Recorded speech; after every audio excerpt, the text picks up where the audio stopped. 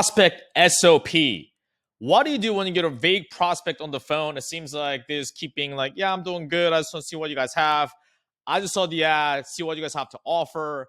I just got a call from this person and they booked me in. I'm just curious. I'm planning on doing something maybe 6, 12 months ago. I just want to explore my options. So there's going to be a fun one. First of all, we're going to go over why this happened so you can fix it and prevent it from happening in the first place, and how to prevent it, and what to do, what to actually say if it does come up on your call. So why does this happen? So when prospects are being vague or surface clear, it's usually one of three reasons, if not a combination. Number one is the sales and the marketing process is the issue, meaning that the person, they saw maybe like a Facebook ad and then they got served a 10-minute VSL. They didn't even watch the 10-minute VSL. They somehow showed up to your calendar and then show up to the call and they have no fucking idea what you guys do, who you are, if they have a problem or not. So they're like, yeah, I'm just seeing. They probably act that way. That's normal that they're being vague because they have no fucking idea who they are, right? Who you are. So in that case, you still want to do your best because if they're already on the call, just take them to the process, right? They're already there. So don't blame in the marketing. Don't blame on the sales process. Just do what you can. Just work the best with the cards that you dealt with.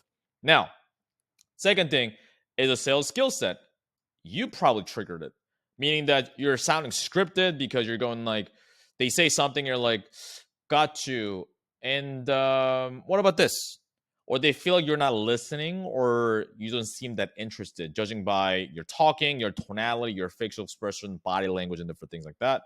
Or they're just like that. They may be having a bad day, or they're just big, they're egotistical, they're just a dick. That could happen too. Doesn't matter what the situation is. We never want to be flustered. As a salesperson, we are not allowed to feel flustered. We're sales professionals. We're not allowed to feel flustered. We're not allowed to get phased. So how do you prevent it? Well, the sales process, first of all, you want to give feedback to your sales manager or marketing team, whoever handles that, and provide solutions. So you can say something like, hey, oftentimes these are hopping on the call and having no idea what we do, and they just shut off from the start. I'm going to do the best I can on the call, but what can we do in the marketing to get them more educated on what we do prior to the call and warm them up, whether it be ads, funnels, or organic content, so on and so forth. So you want to be solution provider. You don't want to just go to your sales manager or go to the marketing team providing more problems because they already got enough problems on their plate. No one likes problem providers. People love solution providers. This is how I was able to get different opportunities within the organization I was working at before, because I kept providing solutions on how to make other people's jobs easier as well as my own as well. Now, what you can control is sending them long-form indoctrination material prior to the call in a pre-meeting email. Now, what is an indoctrination material? It's basically client case studies, different videos that educate them on what you guys do, how you guys are different, why what the prospect have tried in the past might have not worked, all that kind of good stuff. So typically, long form is good because the reason why is like the more time the prospect spends with you or the influencer, then the more they trust you and the more feel like they see you as an authority, the more likely they move forward. So I like to send usually one educated video going over your solution. Like I mentioned, the problem they have, why they have the problem, and what they've tried before, what that didn't work, how this solutions that you guys offer is different. And second one, like to send them a client case study video, ideally of someone who was in a similar situation or problem as them, so they can relate to that. So this training, okay, it's also on the school platform. In the training, goes over more on how to do this. So this is the sales call confirmation process. There's an email and text template on how to plug that in, what to do if they respond, if they don't respond, decision tree, all that is there. So go through that. Now, the skill set parts on how to prevent it. It's your verbals. You got to ask better questions, concise questions, instead of saying like, okay, so I guess like, what about this? Because the reason why I asked that is because I guess if you just ask the fucking question, right? So typically when you ask a reason why you're asking the question, you don't have to do it. It's for one like the potentially like invasive questions, but I don't even do that typically, right? Just like ask them question. Okay. When you dance around the question, people are like, dude, just ask the fucking question. And they get annoyed and they give you surface area answers. And also, what helps is doing light joke to disarm, especially in the beginning. Okay. So different examples could be I like to do like the KBF line, which is, hey, just so you know, I have a severe case of KBF. They're like, what's that? Korean bitch face. So, you know, if I look pissed off, it's not a you thing. My mom threw slippers at me, so I just developed a no look, just so you know. So I started doing that on my sales call because I was born and raised in Korea, and we basically have no facial expression. And what I realized when I was selling to US leads, they thought I was disinterested, so they were shutting off and staying surface there and being vague. And I couldn't quite understand why that was until I was like, oh, is I guess it's my facial expression. Like someone pointed out to me, it's like, oh, now I start to see that. So yes, I was working on my facial expression, like I was practicing it, but I understood that this was gonna take time. So while I was getting better with the skill set, I plugged those things in, and instantaneously on the call, people kind of crack open and they open up more. And then because like even if I look quote unquote disinterested, they're like, oh yeah, he said that. It's not he's not pissed off, he's not disinterested. It's just how he is. So people open up more. You don't have to do that whole extra thing. If you have an accent, you can say something like, whenever I train reps from Europe and they have a really thick accent, and I can tell the prospects are shutting off because the accent is so thick. It's just how it is. You can blame the prospects, you can say it's not right, whatever, it doesn't matter. People judge on your first impression. It's just how it is. Because they don't know, right? Don't take it personally because they don't know you. It's just we just gotta put things in place to handle that. So for the reps that had like a thick accent, what I told them to do is like, it's like, hey, is this Jack? Hey, Jack, this is Brian from XYZ company. You requested for this, is that right? They're like, yeah, that's right. And just so you know, if I sound like a Italian mafia, I'm not a mafia. I'm just from Europe. So just so you know. So if I have to repeat myself, just let me know. And they'll be like, ha ha ha, no worries. Because at that point, they can't hate you, right? Because now they'll be a dick if they hate you for your accent. But if you don't address that, then now they're just like, this sounds weird, so I'm not going to open up, right? So you can do those things. Sub-communication, meaning that your tonality, facial expression, body language, you want to smile at the start, okay? You're going to be like, hey, Jack, can you hear and see me okay? Cool, man. So, like, lift up the ends of your mouth. It's going to feel fucking weird, especially if you haven't done that before. Trust me, I've been there. And it's going to seem almost fake, but especially if you're selling to, like, Western society and especially B2C, you don't want to be like, but you don't want to have at least a light smile because it's just what in Western society it's just a social cue that it makes them feel more welcomed, more warmed in, right? So you want to do that. And in tonality, you want to have more certainty when you speak. If you sound like you don't know what you're talking about, then they're not going to respect you. Therefore, they're going to be like, oh yeah, just wanted to check it out. They're going to keep doing that. So certainty, you want to over exaggerate your certainty and your conviction. Okay. So when you say, hey, can you hear and see me okay? Exaggerate. Hey, can you hear and see me okay? Do that because that'll yield you a better result than be like, hey, can you hear and see me okay? And listen back to your calls because you may not even realize. You may not even realize that you sound limp. So make sure you do that. And also, you want to do back channels and bridge from question to question. What are back channels? So back channels are, when two people are talking and as one person's talking and the other person's is if they just like sit there as the other person's talking like this, and they're done talking, you ask them a question like, okay, so what about this? It sounds very scripted and not just conversational. Because go back to the conversation you had with your best friends. Okay. Maybe they're talking about, dude, I went to this bar and then like, John Lennon was playing. It's like, oh, really?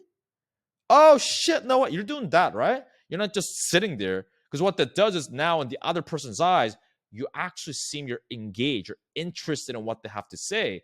Therefore, if they see that you're interested, they're going to keep opening up more. But if they don't see that, they have no reason to open up to you. You got to give people a reason to open up to you. Okay?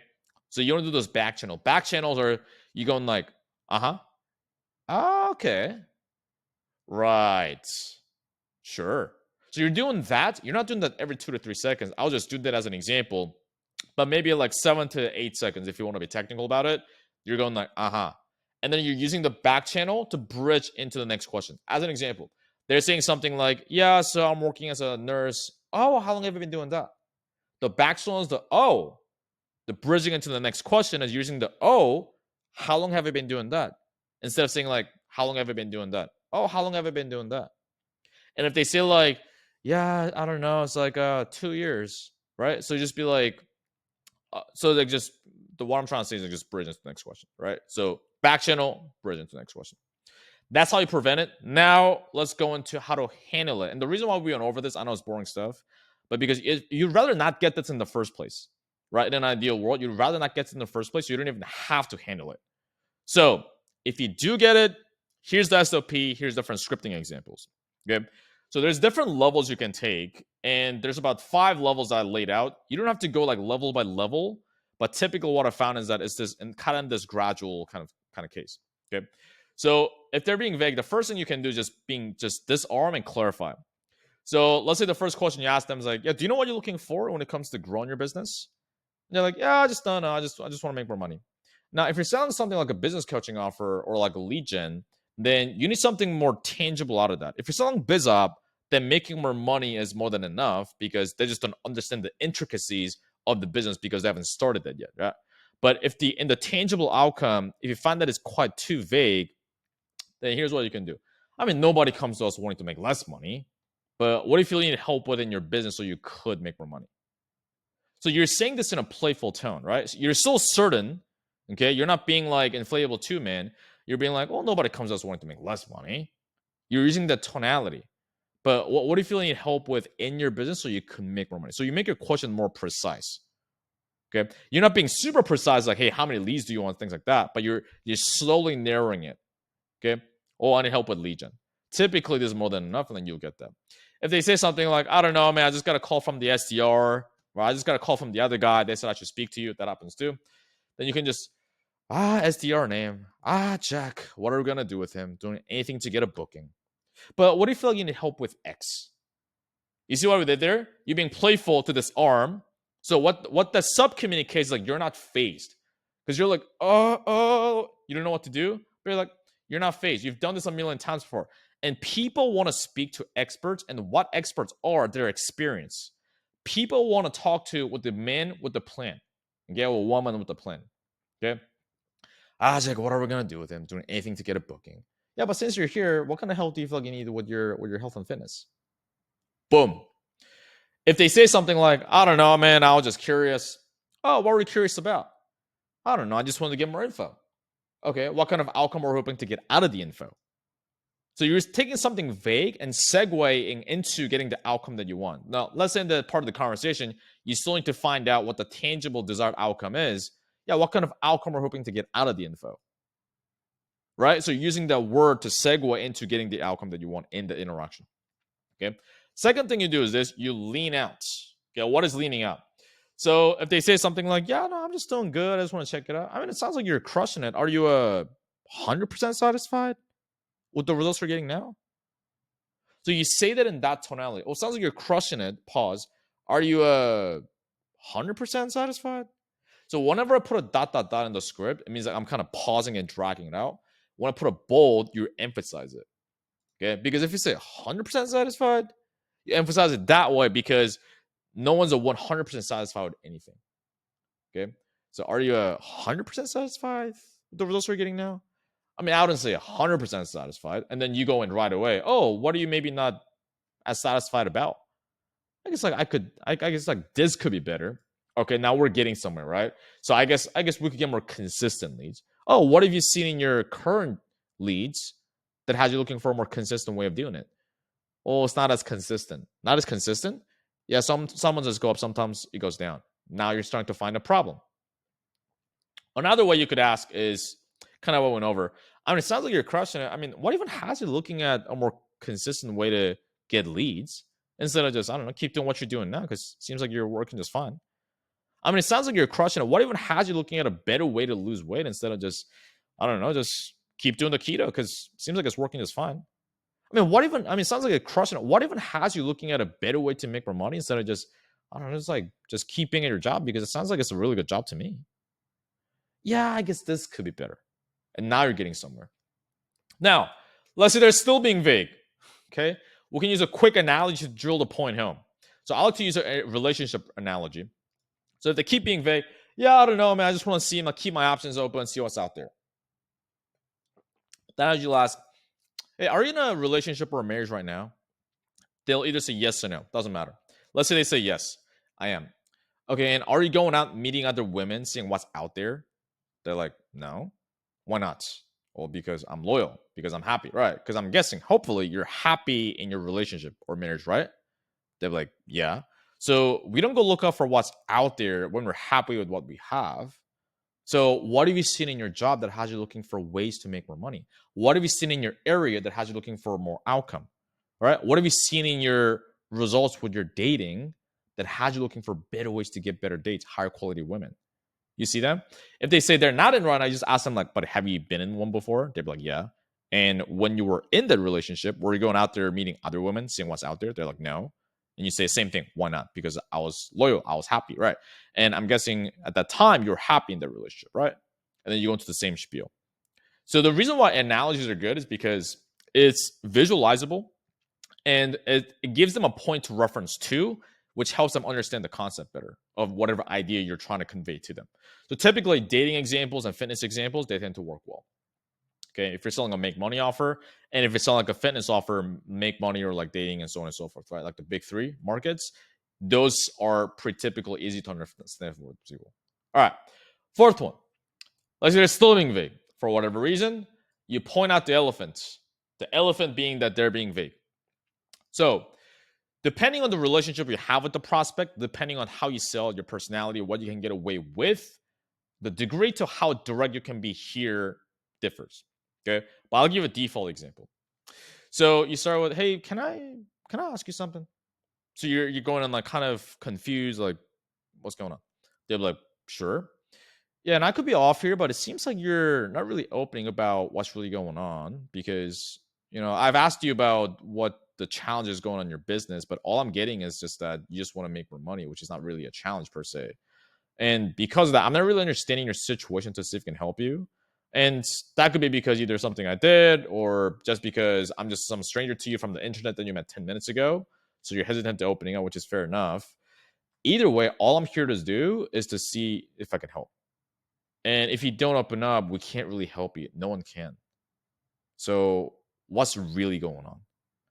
So you're asking in that way, or being more direct, but in a way that you're not confronting them, but like, dude, I'm here to help. You're literally, I learned this from Jeremy. You put your hand on your chest like this. Like, what's actually going on? You're asking in a way that you're trying, like, dude, I'm trying to help. What's going on? You're literally like almost like concerned. I'm here to help, but also you're not attached. You're detached. Hey, this doesn't. Whatever happens at this conversation doesn't really affect me. But what's going on? You're not literally saying those words, but you're conveying it with your sub communication. Like, listen back to this. The tonality and the body language and the facial expression you're using. That's the most important part because that's what's going to help them open up at this point. Okay, so you do that. Now, if I'm being direct with the people and depending on the offer I'm selling, I'll literally ask them, "Hey, are you always this vague?" they'll be like, "Oh, what do you mean?" Because I've asked you about this and this and this, and all I'm getting is like this vague answers. And brother, like if I can help, I can. If I can't, I can help. But all I'm getting is vague answers. Like no one can help. So what's really going on? So I'll be as direct and kind of simple as that. So depending on the offer and what you feel comfortable with, and also the offer and what you can get away with, you can kind of mold it. It doesn't have the exact words. What I'm here to help you is understand is the principles behind it. That way you can mold it. Okay, it's not a rigid thing. Now, let's say for some reason they're still vague. Okay, there's another tool you can use. Okay, you can use this earlier if you want as well. So something called a vulnerability handshake. So you become vulnerable yourself, so it helps them become vulnerable. So typically you can use this anywhere really, but as an example, you can use this when you're trying to uncover the problem or when your future pacing goals, trying to pull more emotions out. So let's say you ask them about the problem and they're not really opening up. Or you can even preface this with this if you keep getting people not opening up. So you can say something like, yeah, because I've definitely been there when I was paycheck to paycheck. I was feeling stressed out, but what about you? And because you're opening about your situation first, it makes the other person want to open up. It's just like human being thing. It's like when they see that, oh, this person's opening up, they almost feel bad if they don't open up because you've already done that. So you don't want to do this with every question, but with the more quote unquote questions or conversations where people are not opening up that much, it's just a tool that you can use. This is a weapon you can use. Now, when you're future pacing goals and you're asking them, hey, let's say that outcome, what would that allow you to do? How'd your life be different, right? Like you making 10K a month, what would that allow you to do? They're gonna be like, they're not really opening up, they're giving surface answers. Then you can open about your story. Okay. So you can say something like, yeah, because when I was making $4,000 a month, what drove me to make more money and get outside my comfort zone was so that I could retire my parents because they've done so much for me and my sisters. But what about you? What's the thing that's driving you to make this happen?